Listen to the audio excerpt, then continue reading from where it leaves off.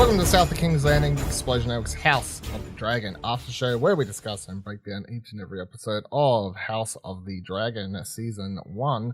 My name's Dylan Blight. Joining me, Hand of the King, Ashley Hobley. Hey Dylan, excited to be here. This, fine occasion. Is it? Fine? I guess. I was like, I don't know if it is. It's a nice family reunion. That's what it was. Yeah, sure. This week's episode was titled Lord of the Tides, was directed by Geeta, Vasant, Patel, written by Brian J. Condal, Eileen, Shim. Synopsis was 6 years later, with the Driftmark succession suddenly critical, Rhaenyra attempts to strike a bargain with Rhaenyra's. So many people's names are either the same or sound exactly the same in the show, so that's a problem. Anyway, what are your thoughts on this week's episode? Really good, again. I think this potentially could be the episode that earns Paddy Considine an Emmy Award. I was saying the exact same. Yeah, so.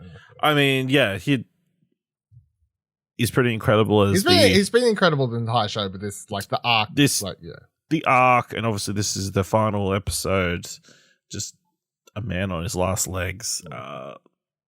Incredible performance. Obviously there's another time jump, but I feel like it hasn't been as rough as the last couple. But yeah, I really enjoyed it. It was an interesting episode, and I feel like it is definitely setting up the show. The events of this episode are going to have terrible repercussions going forward. Yep. You know what I mean? Yeah. It's really funny because ultimately this show, the entirety of this first season feels like the prelude to what this show's actually about. Setting up the infighting of the Targaryens and the eventual fall of the house. Yeah. So I think in the books or whatever, from my quick Google, the Dance of Dragons or whatever, if you will, apparently goes for 3 years, is what the Googles say. So we've been doing all these time jumps or whatever else, but I feel like once we're about to get into that war stage. Yeah. And that's going to go for 3 years. So we're not getting time. That's the same. We're not getting time jumps. So this is about the demise of the dragons, really. Yeah. Why don't we see? This is why we don't see any dragons at the start of Game of Thrones. Yes. Because of the events that happened. There are. Look, I haven't looked up stuff because I don't want all the spoilers. I did some quick fact checking stuff just out of interest, but I was trying to dodge spoilers. But from what I could tell, I'm not sure. I don't think all the dragons die out by the end of this, but they are very low, and then I think what they said, from memory, somebody said once there were massive creatures, but by the end the dragons were as small as your hand or something like that. So you know what I mean? By the end of this, I think maybe there's some, but they're babies, and then they can't make any more. Or I don't know. I feel but basically this is the catalyst of the. This is an interesting point to say when we start the episode with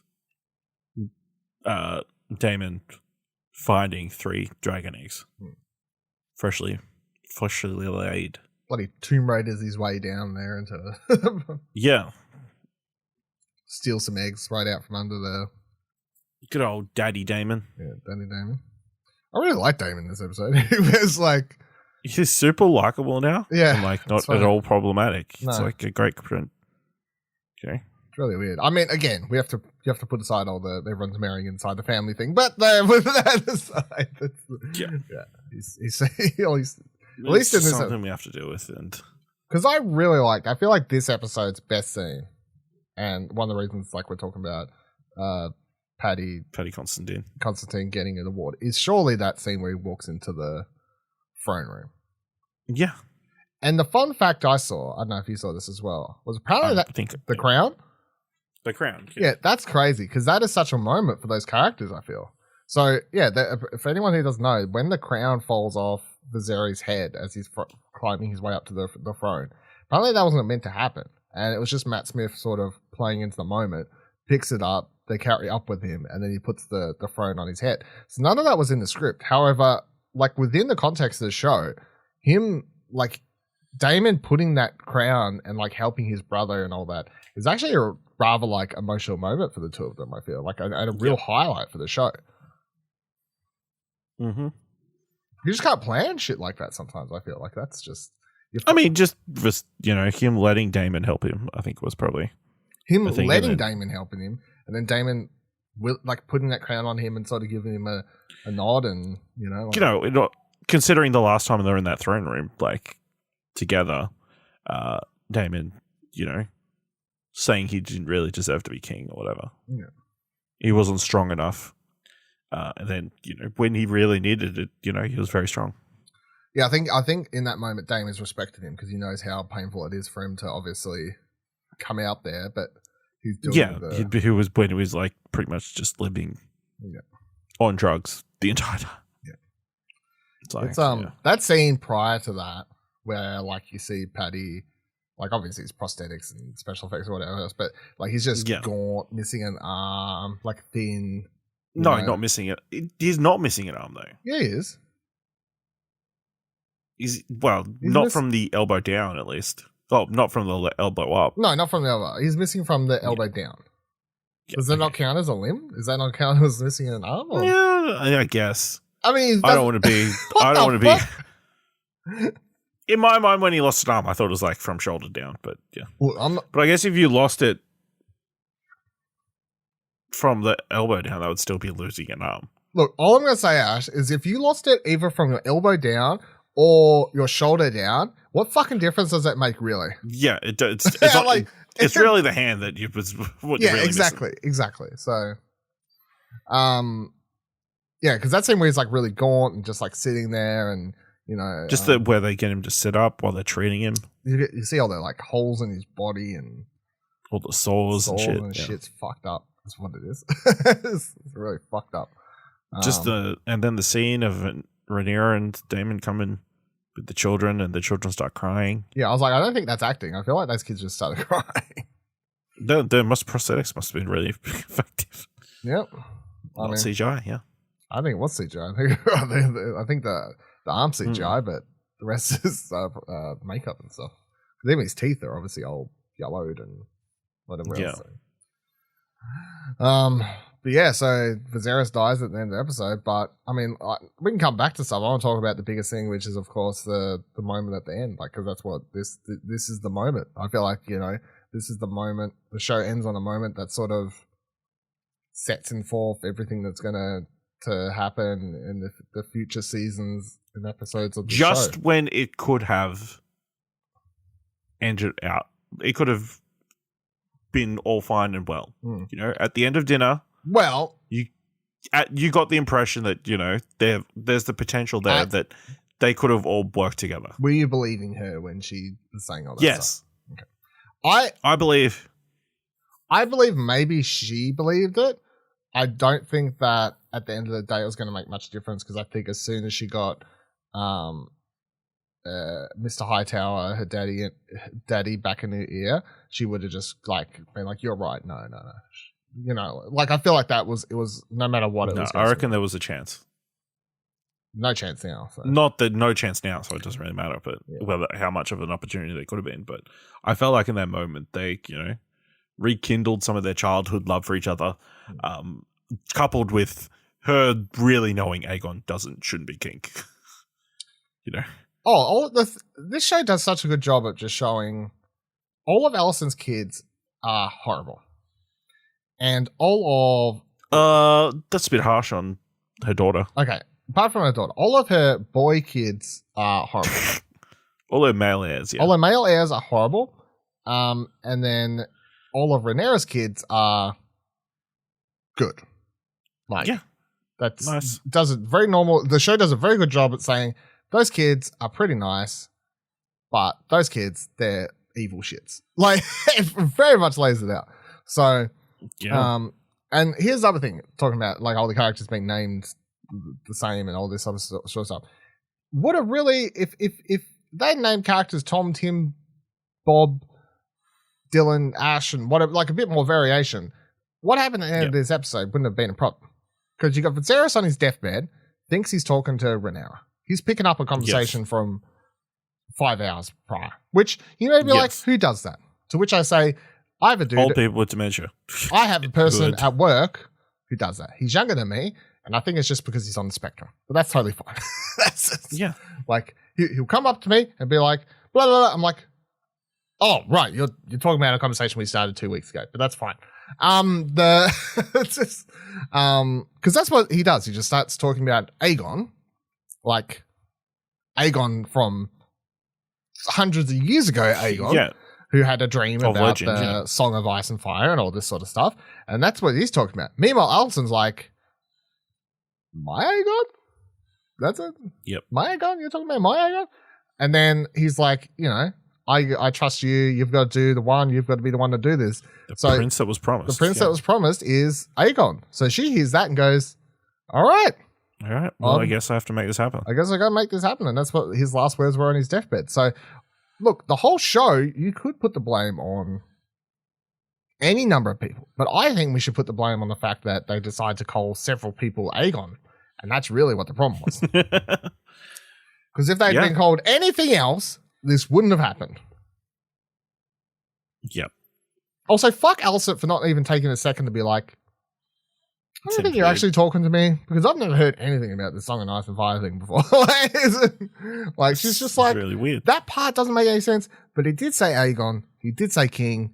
Nah, I'll choose to only focus on the side of this conversation that means anything important to me. Yes, I'll kill your daughter. So I don't know what the... Yeah. So what do you think is going to happen? What do I think is going to happen? I don't know. Well, so Rhaenyra head back to wherever, I can't remember where they were. She's going to be blindsided, I guess. Yeah, that's a problem.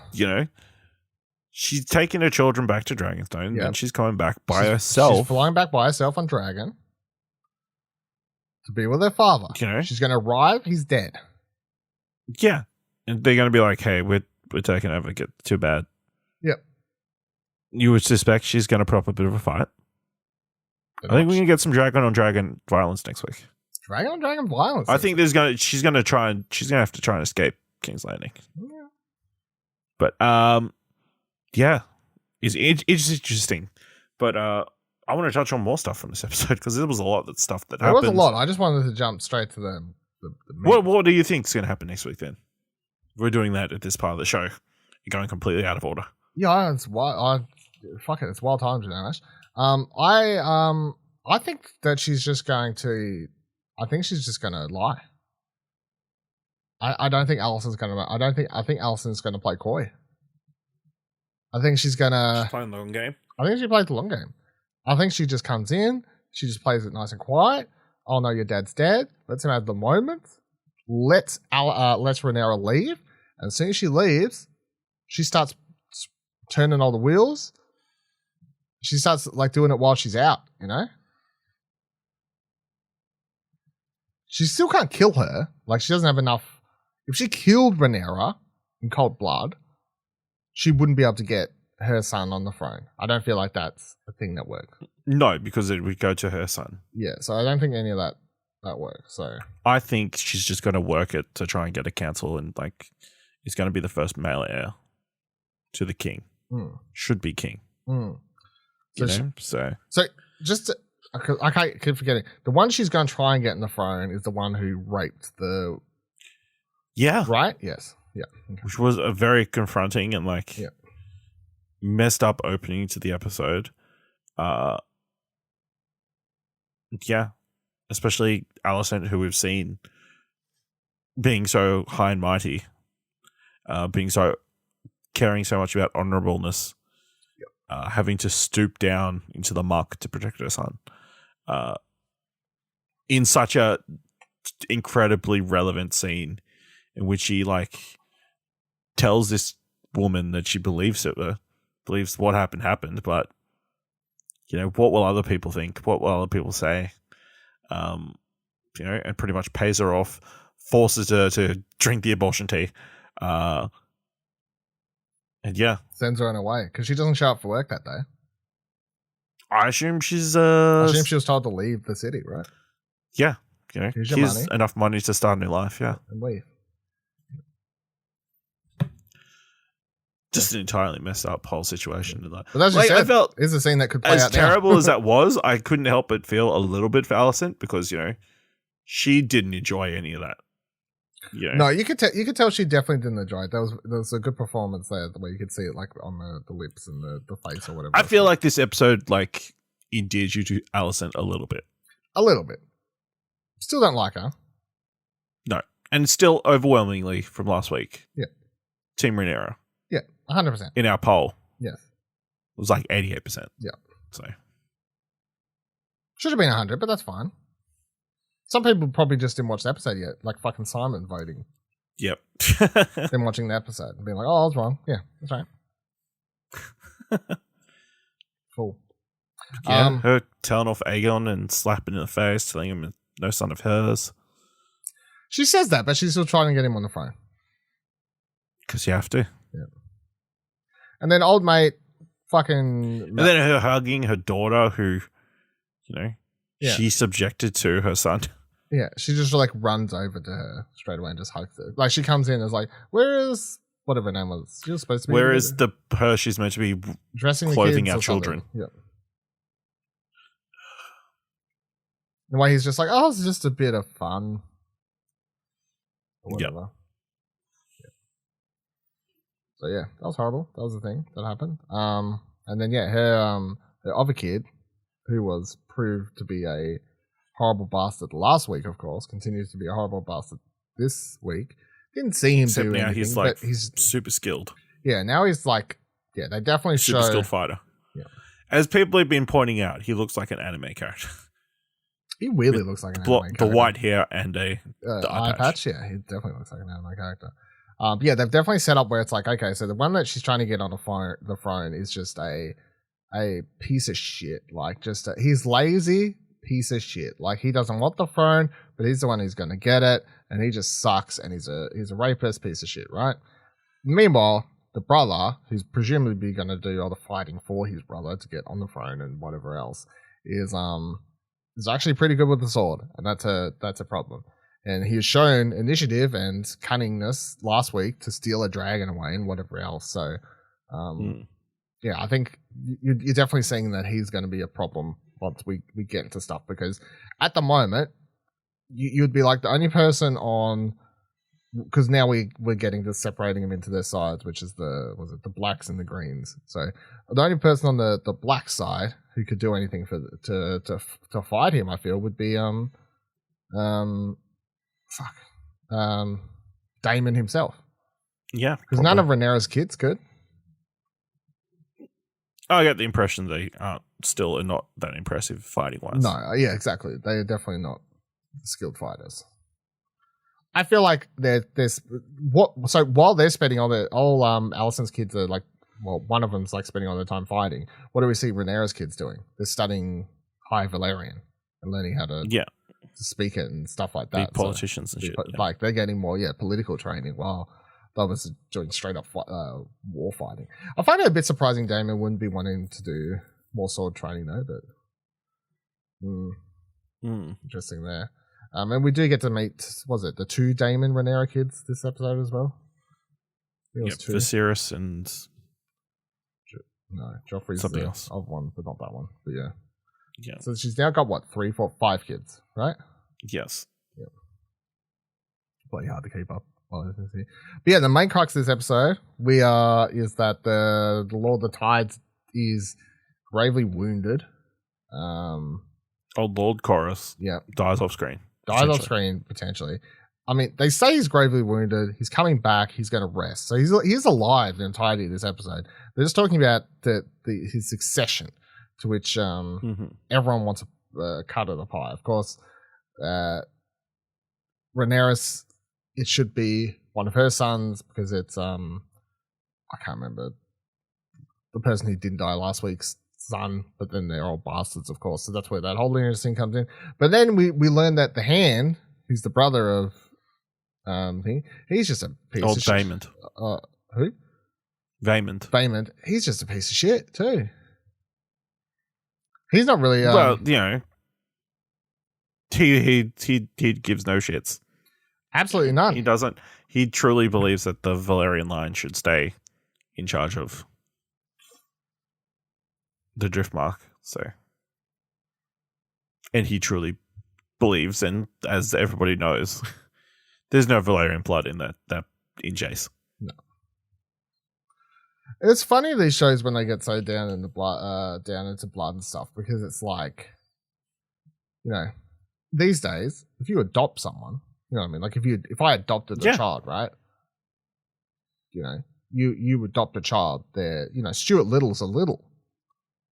Yeah, you know it doesn't matter that he's not. Doesn't matter. He's not a biological child. He's a fucking little. He still has every right to claim his share in their will when they eventually die. That's exactly what I'm saying. You got when Hugh Laurie dies. Yeah. Yes, you got when Hugh Laurie dies. That's good. That's exactly my point. Good, isn't it? Good. Best analogy. I love this for us. Well, no one else has brought up Stuart Little on their Game of Thrones on the Game of Thrones podcast. I can guarantee that. But yeah, so it was interesting again to the whole blood thing. I think Rhaenyra does make a good play though when she talks to the princess, Rhaenyra. You know, Rhaenyra. Fucking hell. She these names. The whole like I'll marry our kids and everything like that, because that means the blood gets back, like the lineage sort of gets saved, I guess. You know, when they're doing that. That's I think the sort of saving grace. But I also think it's really good of her.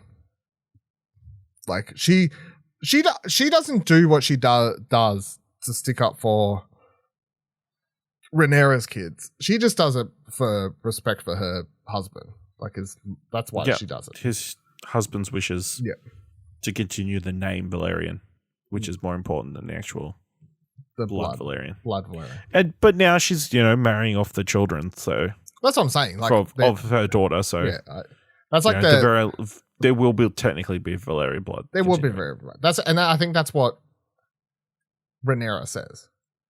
You know, like, hey, he will rule there. I'm sorry, I keep forgetting which one of her kids is going to rule, but Jace or whatever. Jace, yeah. He's going to rule there for a while. We'll marry these two kids. They'll have a child, and then by the time one of them comes into power, then she never says it, of course, because she won't. But that means the blood's back in the.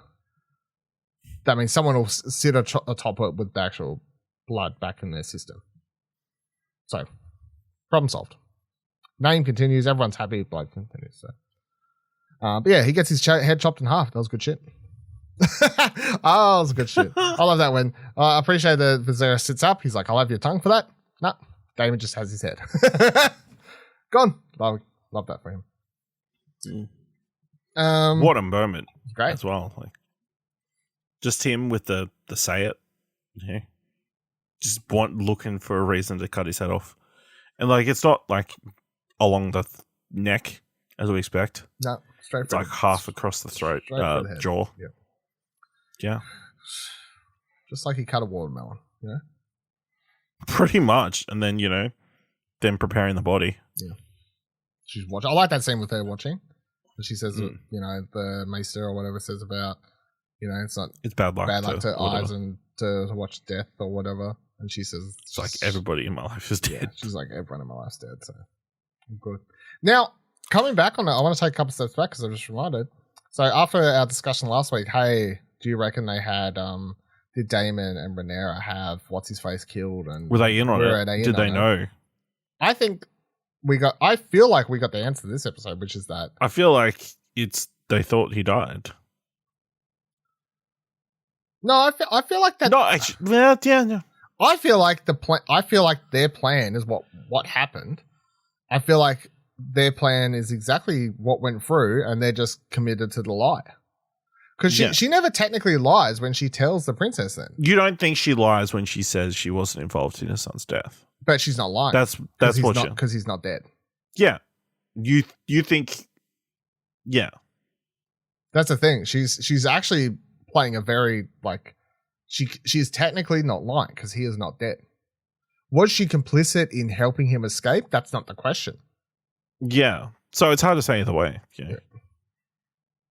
Well, actually, it is, because if she intended for him to die, she would have been lying in that moment. You know what I mean? Yeah, she would have been lying because then she was complicit in attempting to have. So you think she wasn't lying, and thus she planned for him to get away? Yeah. Only because I think it's just such a dark, like such a sudden turn for her. Why not say it? You know, we faked his death. I don't know. Maybe it's just should want to know where, how. You know, maybe he wanted it. You know, like it also then makes the lineage claim to the throne harder, all that sort of stuff. I don't know, like,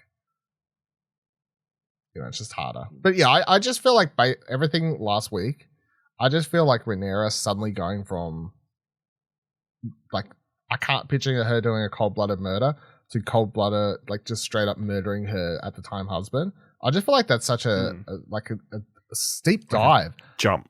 It's such a jump. Now, however, to have a talk to him and go over this thing and whatever else, and maybe, I don't know, maybe you could be like, why didn't we see that? I don't know. Maybe it's a long game with him. I'm sure that's a character that could come back in future seasons and whatever else. Yep. There's plenty to be done there. But yeah, for her to not kill him, but say, hey, how about, and I'm not really giving you it. Maybe it was I'm not even really giving you a choice. This is what's happening. We're going to fake your death. You're going to fucking leave. You know? Yeah. Like, I feel like that's what it was. Okay. I feel like that would make a lot more sense to me. It wasn't a choice. It was, this is what's happening. You know? They were stern. This is how it's playing out.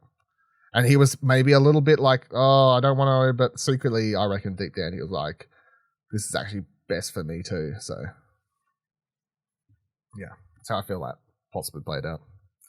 What else happened in this episode we haven't talked about? The dinner scene. Old mate gets served a pig. It's very funny.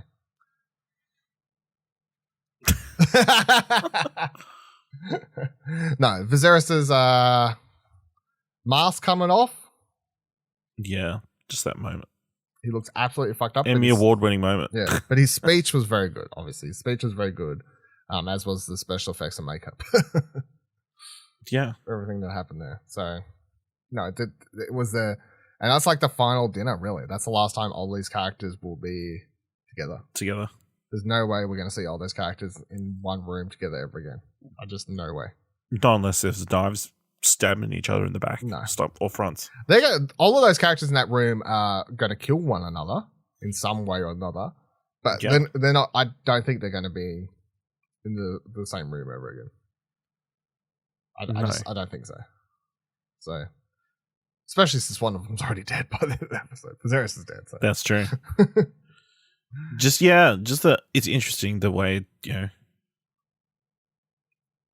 the generational animosity kind of is built up. Like all of Alicent's children are like have a super big grudge against Rhaenyra's children for no apparent reason other than, you know, old Cyclops. Understandable. Alicent's fault. Understandable why he might be holding a grudge. But it's kind of his fault, to be fair. He did steal a dragon and start a fight and attempted to kill someone. Yeah. So, but still. But also, I think those kids are shits because of Alicent. They've been brought up to, yeah, you're going to be king. You know, fuck Rhaenyra. Him like hitting on his cousin. Yep. It's very weird.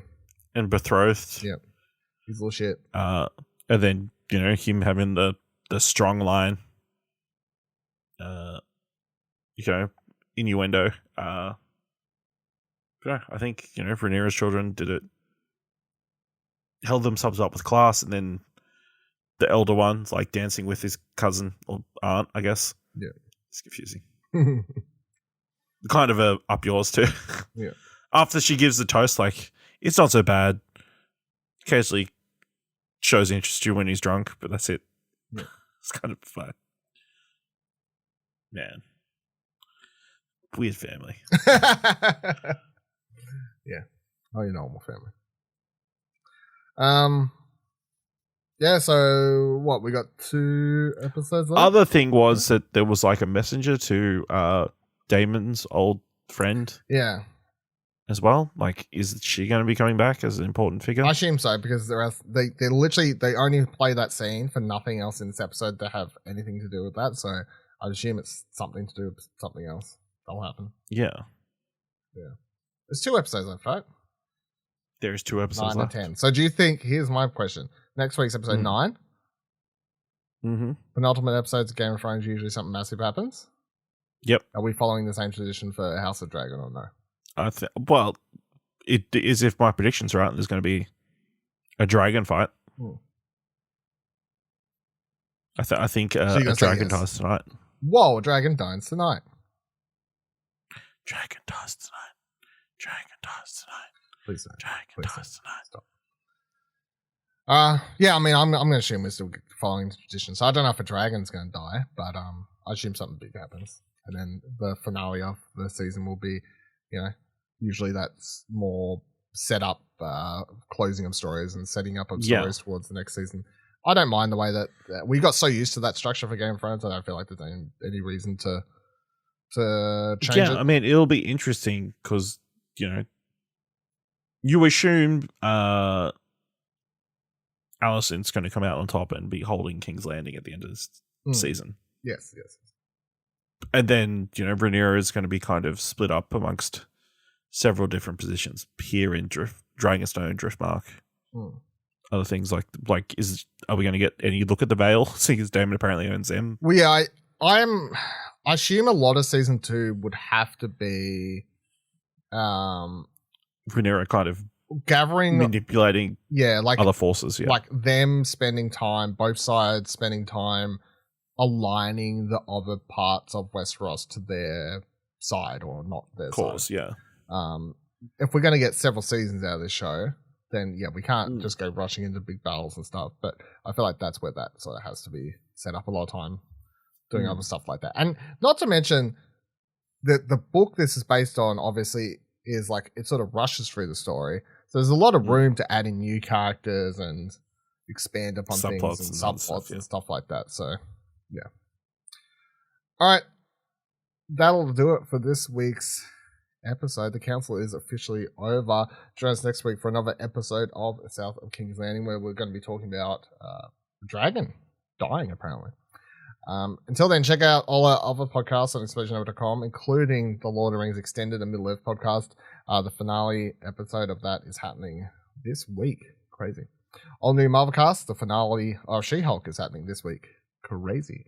And then we've got Holocron entries with our Going Rogue series where we're talking about Andor at the moment. That's only just starting though. We've got some time left for that one. And then what do you want to watch for everything else, movie, TV, and media related that we haven't talked about? And then for everything else, video games and whatever else, news, reviews, all those fun things, explosionover.com. You'll find it all there. Make it your homepage. You'll love it. Until next week, keep your dragons tight and your drink full and your pigs aplenty. Keep your sleeping masks on.